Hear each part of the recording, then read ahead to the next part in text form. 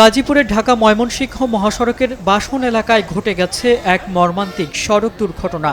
দুটি বাসের মাঝখানে পড়ে পিষে গেল একটি যাত্রীবাহী অটোরিকশা। ঘটনাস্থলেই প্রাণ হারিয়েছেন দুইজন, আর গুরুতর আহত হয়ে হাসপাতালে লড়ছেন আরও দুইজন।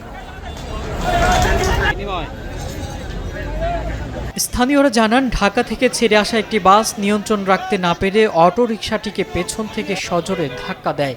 ধাক্কা খেয়ে অটোরিকশাটি সামনে থাকা আরেকটি বাসের নিচে ঢুকে পড়ে। দুটি ভারী বাসের প্রচণ্ড চাপে অটোরিকশাটি একেবারেই দুমড়ে মুচড়ে যায়। পরিস্থিতি এতটাই ভয়াবহ ছিল যে অটোরিকশার লোহা কেটে ভেতর থেকে দুজনের মরদেহ উদ্ধার করতে হয়। 1 ঘটিকার সময় জানতে পারি বেলমন্ডের সামনে অ্যাক্সিডেন্ট হয়েছে। বসুন্ধরা টিস্যু অশুদ্ধতার বিরুদ্ধে এক বিন্দুও ছাড় নয়।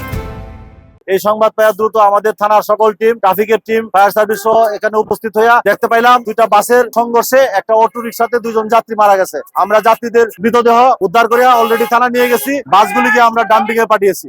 আমাদের এখানে দেখতে পাই যে এখানে ঢাকা টাঙ্গাইলগামী কেন্দ্র হয়ে একটা বাস, তার নাম হলো বিনিময় বাস। এই বাসটি সামনে একটা অটো ছিল, যে অটোর উপর দিয়ে একবারে উঠেই যায়।